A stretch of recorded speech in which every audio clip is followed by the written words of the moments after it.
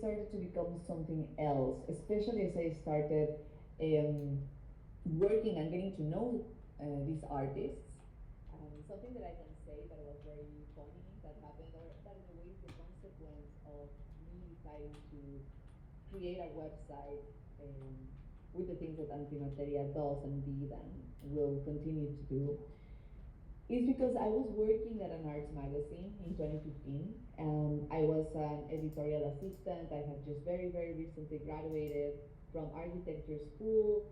While I was in architecture school, I was slowly becoming more interested in the art world, but mainly, and I can say that from the very beginning, the practices that I found interesting and compelling and new and weird and that really, really excited me were those that were using technology. That's not something that I planned for. In a way, in my own formation as an architect, started with a lot of the conversations that we actually have right now still occurring, which is, what happens when you transfer certain kind of work into a digital space, what happens when you start introducing digital tools in order to design or to produce or to post-produce, let's say, creative work, whether that be from design, architecture, music, and of course the art world as we know it. And those questions were very close to the things that I was learning in architecture school, because yes, on one hand it was very much about thinking about the space, thinking about the very, say, physical and tangible, just for a lack of a better word, experience of architecture, but then at the same time, it was very much dependent on CAD technologies, on computer-aided drawing technologies, such as, of course, AutoCAD, that later on sort of became much more complex when 3D models started to be a big part of the conversation, and obviously through that, the possibilities of transferring these 3D models into other ways of experimenting them that was not necessarily just as a printed output or a bidimensional output, could actually explore them through virtual reality and augmented reality, and I was really fascinated by it. So at some point when I was in architecture school, I decided to take one of these video mapping courses, which I thought was really interesting, because for me back then it was like the perfect combination, the perfect fusion between architecture and digital tools, and the possibilities of really fully changing the experience of an architectural space, something that feels very concrete and very dense and very heavy, that could be rethought, reorganized, and really become a very, very different experience through the use of digital technologies. And I guess that's really what opened the door for me when I came across video mapping. And I started learning how to work with that software, and I started experimenting with that. And at some point, I guess it was, again, very organically, that I started meeting artists that were working, yes, in the, let's say, the traditional video mapping realm back in 2012, 2013 was very much for parties or for music festivals, sometimes even for marketing purposes. But I knew that by meeting all of these folks who were working in these fields using video mapping, I also realized that many of them had their own individual artistic careers. And that's really what opened the door for me to consider that there was a very interesting world of art and technology out there that I was not aware of. So when I graduated from architecture school and I started working in this arts magazine, one of the things that I was very excited about and that I really tried to push forward was precisely the work of artists who were using technology to produce their work, and even the intersections that they had with other practices that might not necessarily be, let's say, acknowledged or recognized within the artistic community, but that were very much touching on their own creative practice. Like I said, everything from music festivals, parties, raves, marketing events, that were really interested in having these immersive experiences back then, that later on, like we know, became something else. But I thought there was something different and very interesting happening there. And the materia really emerged as me being very pushy with my boss back then. I really tried to make the case for writing about art and technology in the Mexican context for the magazine, and he was very wary about it. He was not convinced by it. And one of the ways in which he would like neutralize me, if you will, was by saying, well, show me something, show me an exhibition catalog, or show me something that could really make the case of saying, hey, there's all of these really interesting artists working with technology and that have been, in a way, previously validated by an institution that, deems their practice worth looking at. Which, of course, back then I was not aware of what he really meant by it. I was obviously not coming from an art school. The word validation for me was very flexible, right? So what I thought he meant back then by validation was really for it to have like a space where he could see all of these names and have a sense of what these practices look like, and not all of the underlying elements of artistic validation that I understood later on. So when he said validation, when he said show me, I don't know, show me a catalog, show me a website, show me something where I can have a hold of, when I can get a hold of these practices, that's where I was like, well, there isn't really such a thing in the Mexican context. Of course, Rhizome was already very much out there in the wild, archiving and critically thinking and exhibiting net art. So that was like a good source of inspiration for me. And many other European platforms that were also interested in having these kind of conversations, but I couldn't really find anything that was doing that in the Mexican context. And since the magazine that I worked for was very interested in the situatedness of thinking and writing about the local context, or let's say the national context, I couldn't find anything quite like it. So I was like, well, I can get some inspiration from these other websites, these other platforms that are doing the kind of job that I think is needed here, and try to do something that feels similar.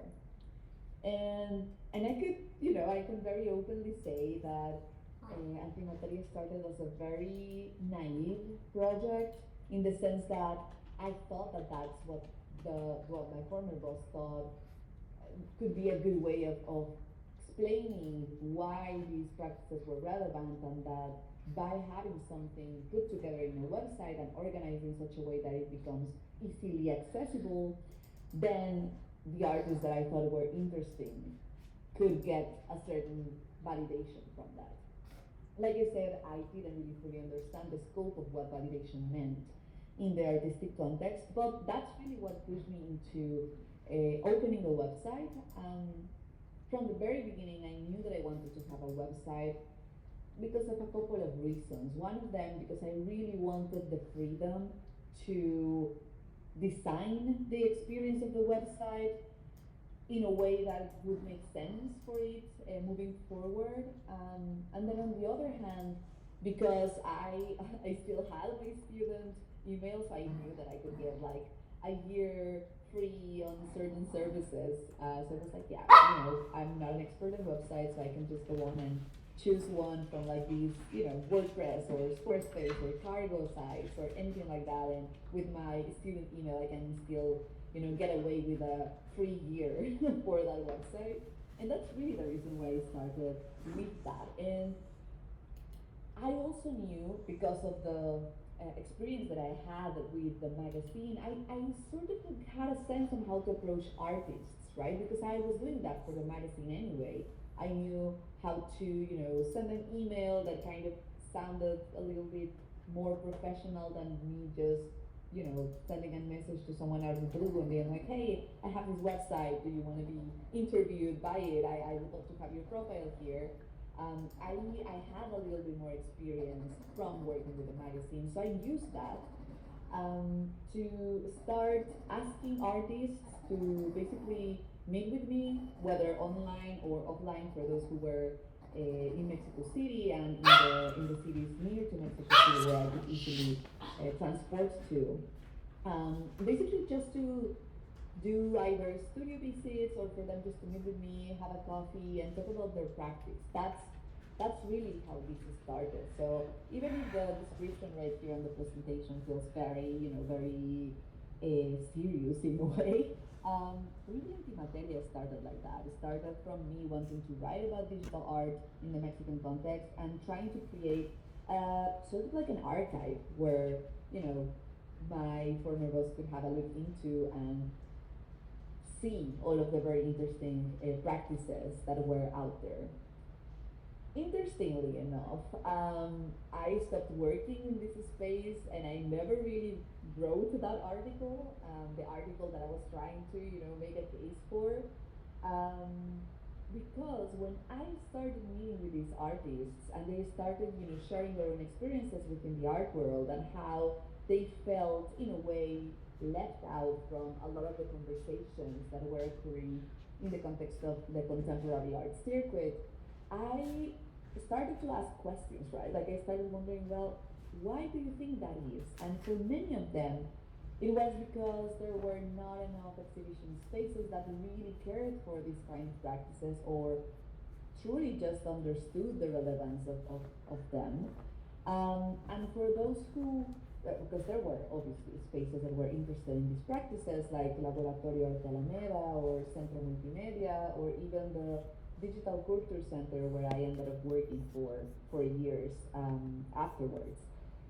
But at the same time, these were very, very limited, and in total honesty, many of the Mexican art and culture institutions, they work with very, very tight budgets. So obviously, it is not like these three spaces could really give the digital art community what they needed because they just didn't have enough resources to do such a thing. And obviously there's a whole different agenda, in many cases tied to the political agenda. In Mexico, pretty much all of these institutions are government funded, so that means that you have to speak to whatever the government, feels like it's relevant to put out there. So you don't really have total freedom of these spaces, although they are, very open to experiment and to explore with many themes and artists and practices. The reality is that there's still, something that you have to sort of hand back in terms of the schedule that you're putting forward and to try and balance that with the political agenda. So that's always very tricky. And when I started meeting with artists and I started realizing how the art circuit actually worked, I ended up understanding what my former was meant by validation, and I understood why, by having a website such as Antimateria, especially in the early stages of Antimateria, that was not enough, right? That's the sense that I got from it. So what we're looking at in here was one of the first sections that I opened with Antimateria. So I started doing interviews and I started doing artist profiles, sort of like a directory of practices in Antimateria. But one of the sections that emerged, let's say, simultaneously to this profile section was the eye candy section, which is actually the one that I could look at as an archive, right?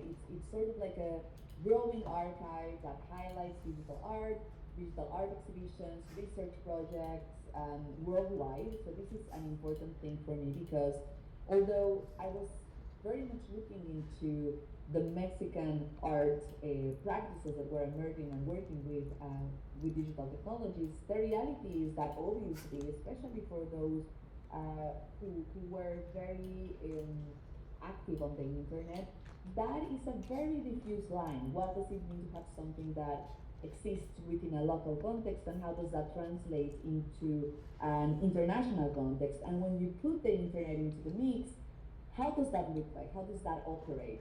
Do the nation state divisions are still making the job, or or is something else really emerging from it?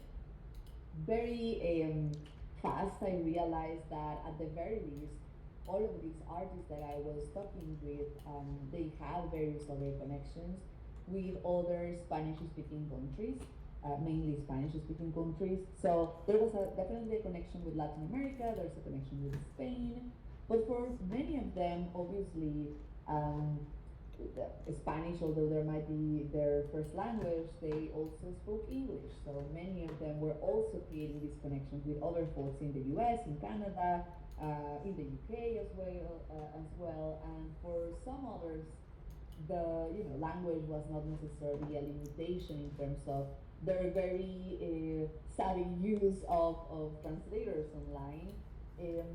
So many other people were actually touching and making connections with people in Japan, South Korea, China, and I realized that I was also very much influential for many of the practices that were emerging from within, let's say, the Mexican region, but then at the same time speaking and connecting with other places.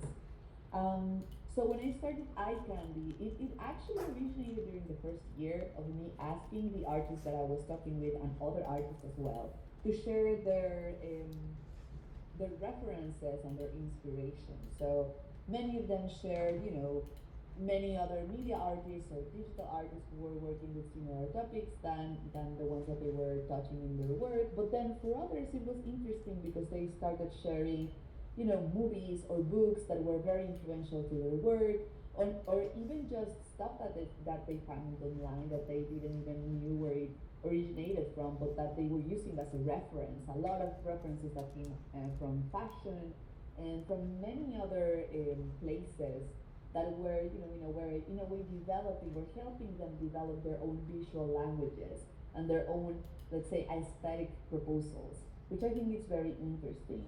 And I slowly moved into turning Eye Candy into a place where I could also highlight exhibitions and projects worldwide, but making the, let's say, general information available in Spanish. So all of the website, that's something that's important to mention, all of the website is available in Spanish, and it's a very conscious decision because in a way it operates in a place where, well, most of it is very much English speaking, but not all of the artists and people who are working from within Mexico and Latin America are, confident with their English. So that was also, I realized, a limitation. So Eye Candy emerged like a place where you could, just go on and find things that could be interesting for you for whatever the reason might be, but that you know that you will be able to find them available in Spanish. And this is one of the main cores of Antimateria that sort of started from the very beginning and it's still very much ongoing. I would still upload weekly one project, one exhibition, or anything that I find interesting to be shared in this context online. So I normally do that all Mondays. I've been doing that for 470 Mondays so far. Sometimes, of course, since Antimateria is a website that I operate by myself, I don't have anyone else to help me with it. Sometimes I, of course, collaborate with people, mainly for exhibitions. But for maintaining the website and uploading new stuff into it, it's basically just me. So sometimes I would miss a week here and there when I'm really, really busy. I try not to, but those 470 weeks are not necessarily because I have like a very strict regimen where I upload every single week without missing anything. I unfortunately have missed some, but I try not to. And this is one of these main cores. I would say that this is the surface layer of what Antimateria is. The second layer, it sort of touches on what happens within the growing archive from the Eye Candy section, which is basically, of course, you start getting a hold of names, places, themes, of course, that are out there in the wild and that I have been putting together through the Eye Candy section. And this sort of leads me to think about, the second layer of this project, which is also something that emerged in conversations with the artists that were part of the first phase of Antimateria, which is, there's a need.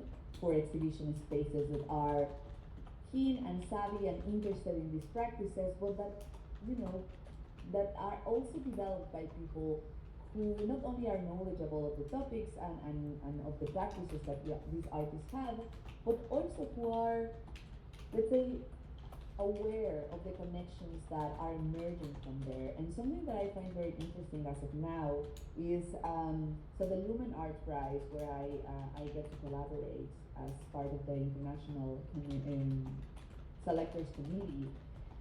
They have been launching on their website and social media their trends report, which I think is super interesting, where they are sharing, like, you know, the trends that they are seeing from the open call that they hold yearly and the submissions that they get.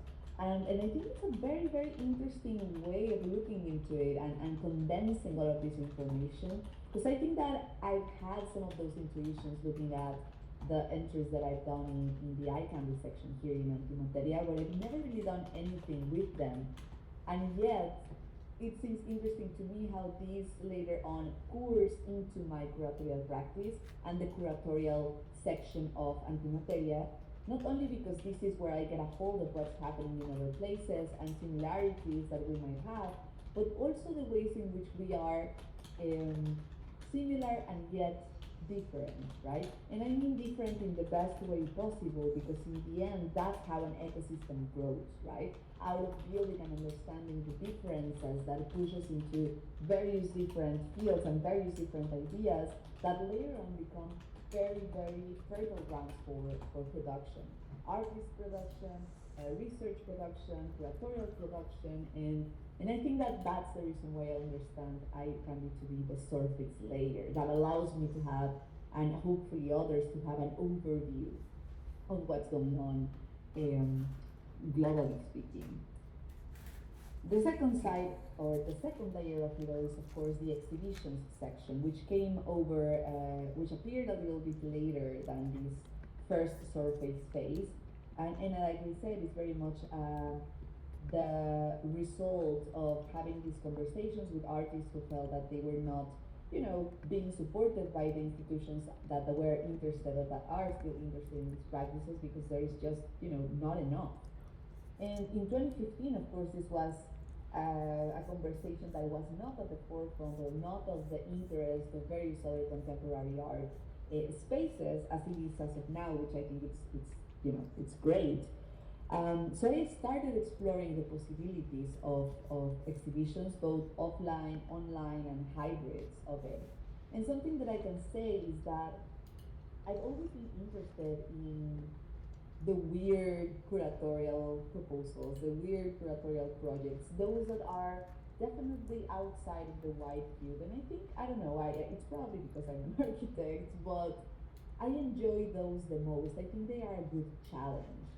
And as of now, the curatorial projects that we've had, that we've held within Antimateria, I was actually counting this earlier today, and I mentioned here that these are over 10 international exhibitions, but they are actually over 20 international exhibitions as of now.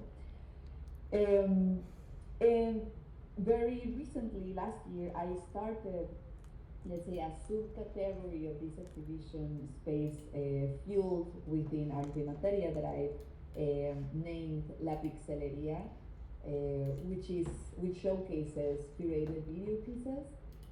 I know as a curator of both online and offline exhibitions that video works are always very, very hard, especially in museum settings, especially longer video pieces, but you know, long video pieces that are not long enough to be put in screenings, you know, but that might still require a little bit of time to get a hold of what's going on there. So that's a good challenge for the white cube, and I realize that probably now that a lot of people consume moving image and video formats online in a much more organic way through, of course, streaming platforms and YouTube and so forth, I figured, well, you know, it might be a good space to just reflect on video practices and really give them a space in a website that is very much dedicated to curating this content. This is, of course, not at all new. This is something that is very successful for the eFlux platform, for example. They have these selections of video pieces and films and movies that they show for, a specific amount of time for a couple of weeks, for a month. Let's say shortish exhibits, video exhibits, but I think that that is something that is very interesting to have a look into, and that's the reason why I started La Pixeleria. But again, I've always tried to think about other ways of presenting work.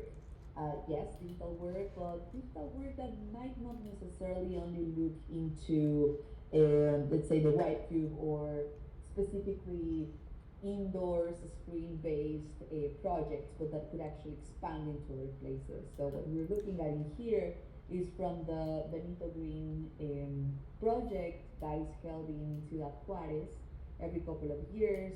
They use these, I don't know the name for this in English, but espectaculares in Spanish, or at least in Mexico, that's how we call them. Billboards, that's how we call them. So the billboards, they got a hold of a series of billboards that were actually loaned for them, and they used them to present artworks in them. So although these are not, let's say, strictly screen-based works, when they invited me to curate a selection in 2022, I went for those that were digitally created images or digitally post-produced images, where digital technologies are very present within the process, even if these artworks are not, let's say, ultimately presented through a digital device. And I think that that was a very, very interesting experiment. And I don't know, I really enjoy having having had the experience of seeing how, let's say, people behave towards these artworks that are presented in billboards instead of, let's say, already well-defined art and cultural spaces. And the conversation, I think it was very, very, very interesting.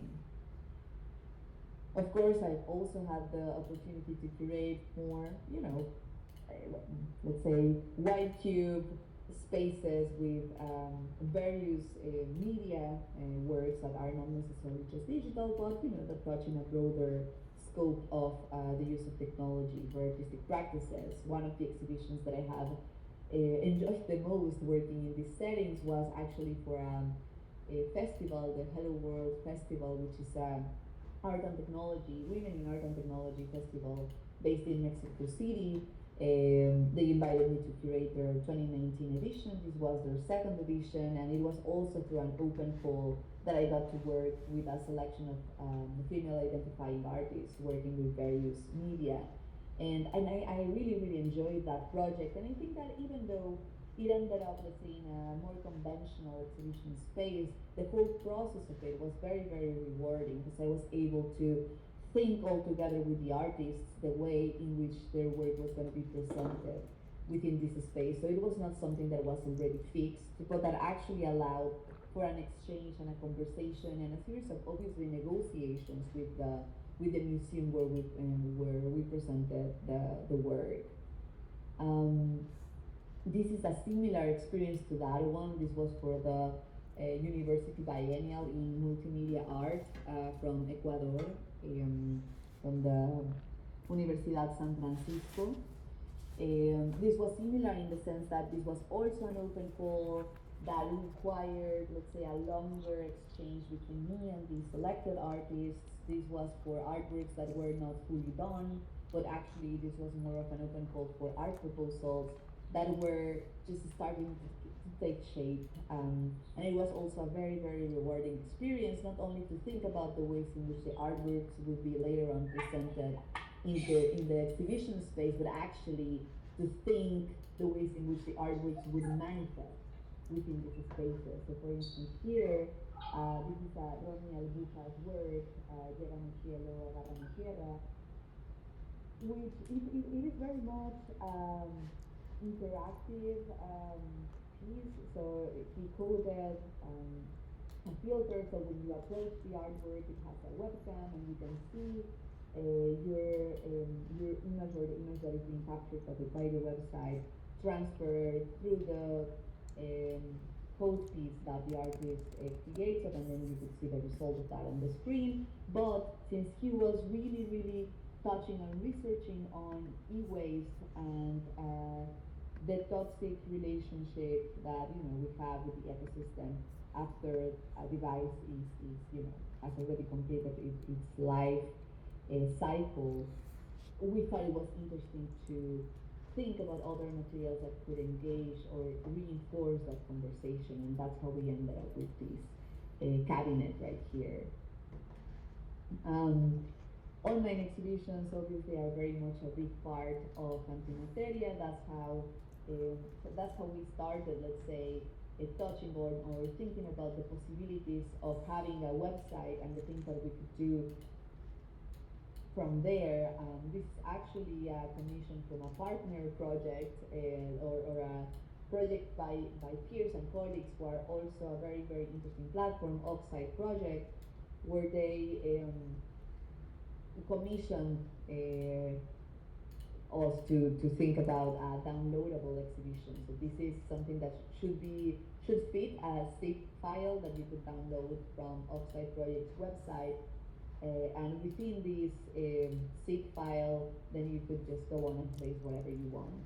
And that's really the invitation to curate the contents of these zip files. So I partnered with Ricardo Sierra, who's an artist who has been working with memes and meme culture for a while, apart from a practice that he has, a broader practice that he has on his own. So we created this 3D model where we interviewed a series of meme creators, and we started a conversation about the values of memes, the values of images, the circulation of images, and in the end, what you downloaded from this zip file, which arguably is an online exhibition, was a 3D model, a very simple, light 3D model that you could later on, just go on and play around with in your computer. So we knew that this could also become something that is sort of like a distributed piece, because it now lives in many other people's desktops, which I think is very interesting. Of course,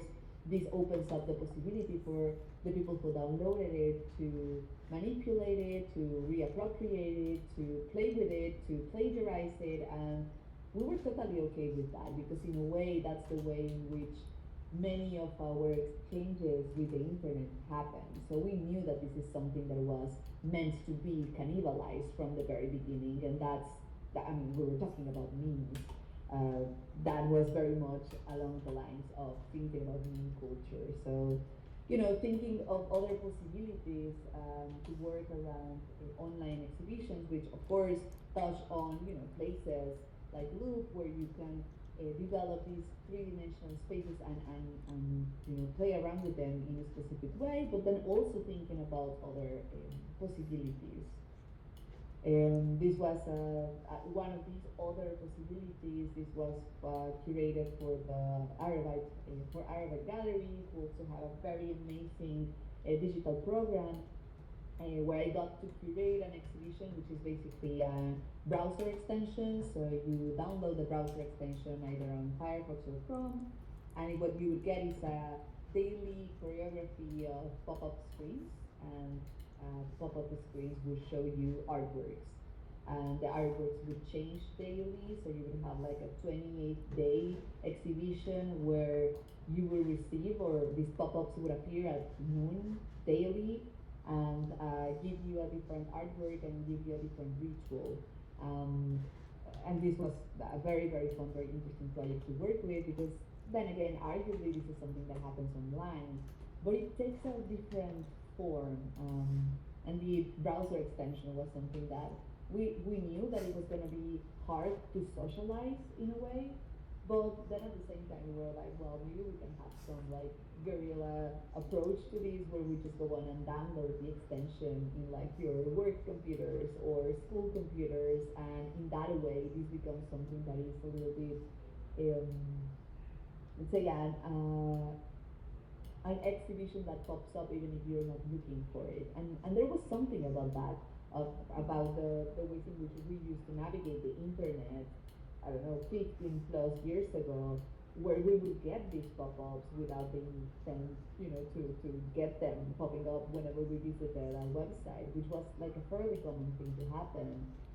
And that's something that we wanted to mimic through this, but instead of getting like viruses or like say, like these pop-up screens that say, oh, you're the visitor number, whatever, and then you want $1 million, and of course it's scam and all of that. We were like, well, what if instead of that we had artworks where you don't really have to navigate to get to them, but they get to you. So that was a whole other experience with it, and again, it's a very, very interesting, very rich place to think.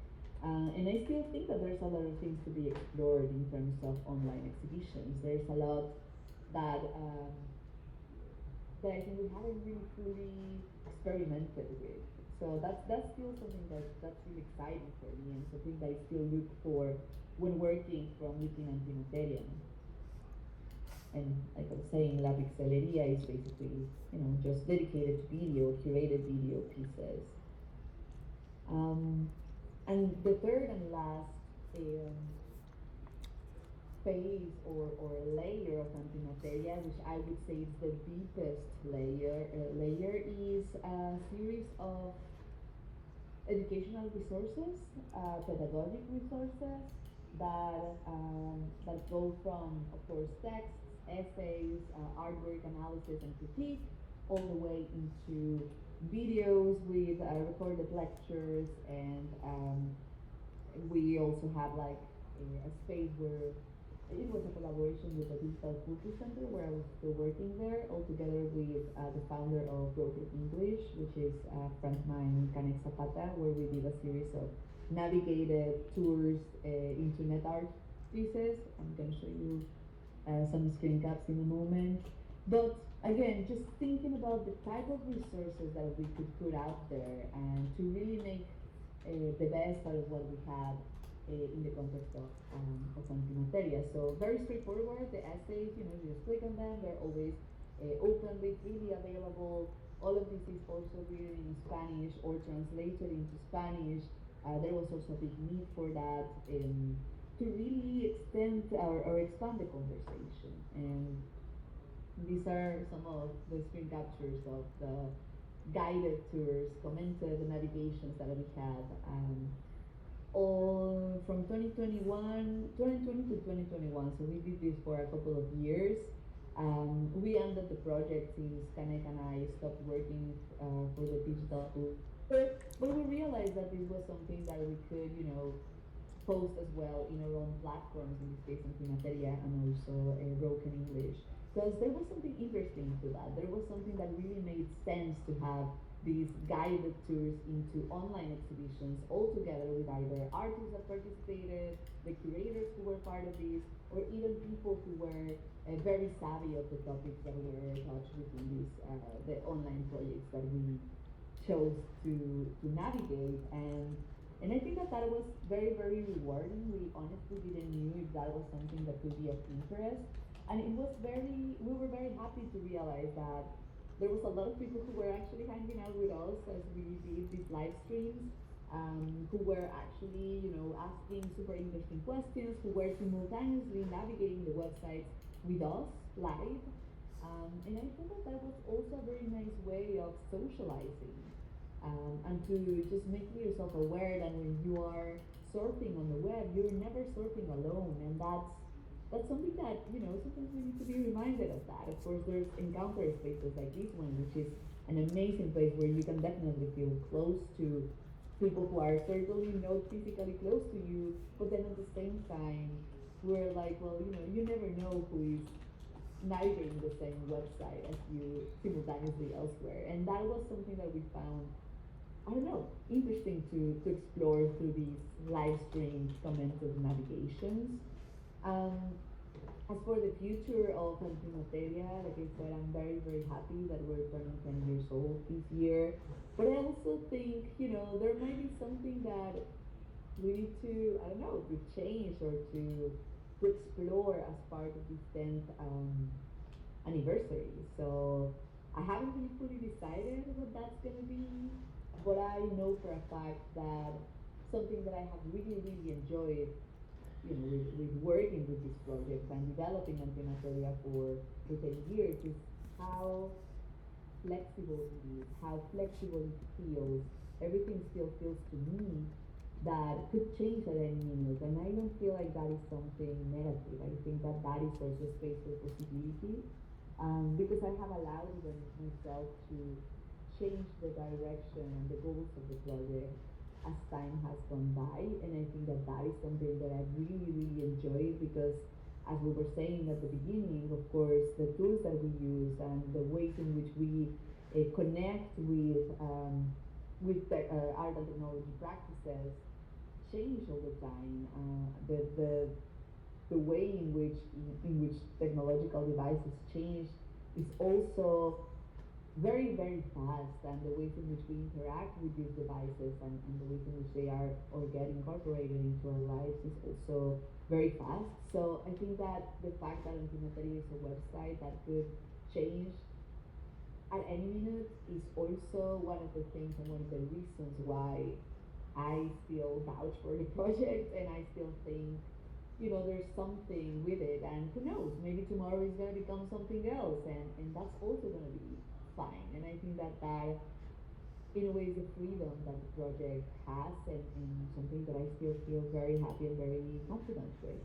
So let's see what the next 5 years bring to Antimateria, and obviously for everyone who's here, I would just like to extend, an invitation if at some point you'd like me to have a look into a project, if you have a proposal that could fit into what we're doing with Antimateria, whether that be sharing something for the icon section or thinking and exploring the possibility to curate something for La Pixeleria or anything that you might think of. I think that, again, that's also the flexibility that having the website that is independently operated has. And yeah, and I would be happy to see any proposals or ideas. I'm always, open for that. So I'm gonna finish the presentation here so that I can go into